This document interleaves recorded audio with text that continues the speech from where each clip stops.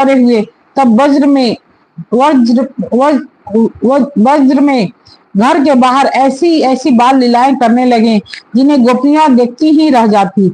जब वे किसी बैठे हुए बछड़े की पूंछ पकड़ लेते और बछड़े डर कर इधर उधर भागते, तब ये दोनों और भी जोर से पूंछ पकड़ लेते।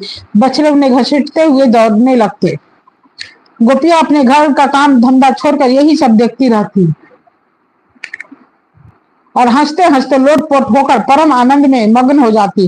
कन्हैया और बलदाऊ दोनों ही बड़े चंचल और बड़े खिलाड़ी थे। वे कहीं हरिन, गाय आदि सिंह वाले पशुओं के पास दौड़ जाते, तो कहीं धधकती हुई आग से खेलने के लिए कूद पड़ते।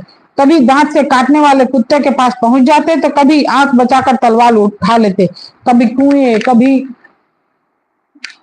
कभी कुएं या गड्ढे के पास जल में गिरते गिरते बढ़ते, कभी बचते, कभी मोर आदि पक्षियों के निकट चले जाते और कभी कांटों की ओर बढ़ जाते। माता उन्हें बहुत बरसती, परंतु उनकी एक न चलती। ऐसी स्थिति में वे घर का काम धंधा भी नहीं संभाल पाती। उनका चित्त बच्चों के भय की वस्तुओं से बचाने की चिंता से अत्यंत चंचल रहता था। चिंता से अत्यंत चंचल रहता था। राजश्री कुछ ही दिनों में यशोदा और रोहिणी के लाडले लाल घुटनों का सहारा लिए बिना रोहिणी के लाडले लाल घुटनों के सहारा लिए बिना अन्यासी खड़े होकर गोकुल में चलने फिरने लगे।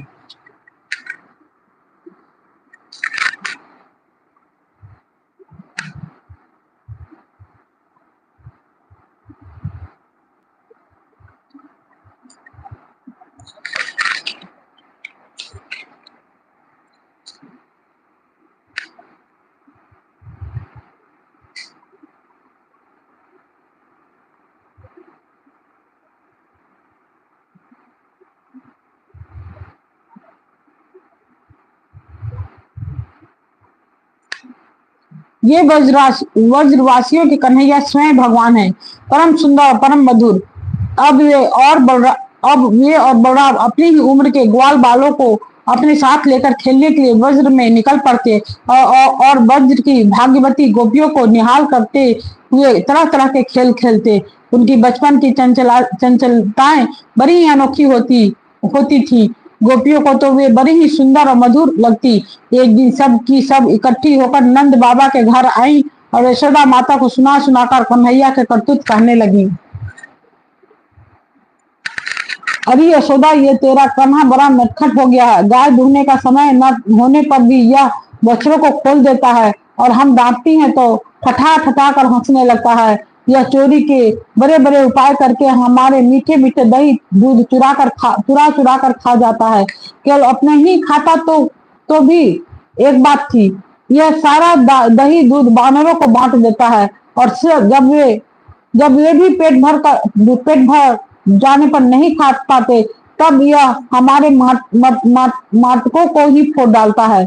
यदि घर में कोई वस्तु इसे नहीं मिलती तो यह घर और घर वालों पर बहुत खींचता है और हमारे बच्चों को रुलाकर भाग जाता है।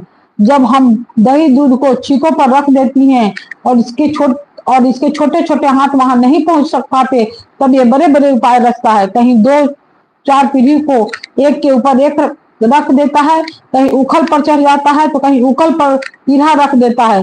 कभी कभी तो यह अपने किसी साथी के कंधे पर ही चढ़ जाता है। जब इतने पर भी काम नहीं चलता तो यह नीचे से ही उन बर्तनों में छेद कर देता है। इसे इस बात की पक्की पहचान रहती है कि किस छीके पर किस बर्तन में रखा है और ऐसे ढंग से छेद करता है।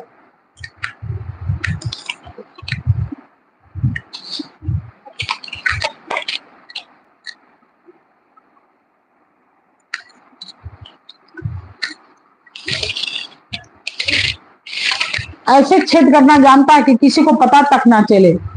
जब हम अपनी वस्तुओं को बहुत अंधेरे में छिपा देती हैं, तब नंद रानी, तुमने तो इसे बहुत से मणिमय आभूषण पहना रखे हैं। उनके प्रकाश से अपने आप ही सब कुछ देख लेता है। इसके शरीर में कुछ ऐसी ज्योति है जिससे इसे सब कुछ दिख जाता है। यह इतना चालाक है कि कब कौन कहाँ रहता है इसका पता रखता है। और जब हम सब घर के काम धंधों में उलझी रहती हैं, तब यह अपना काम बना लेता है। ऐसा करके भी जिठाई की बातें करता है, उल्टे हमें ही चोर बनाता है और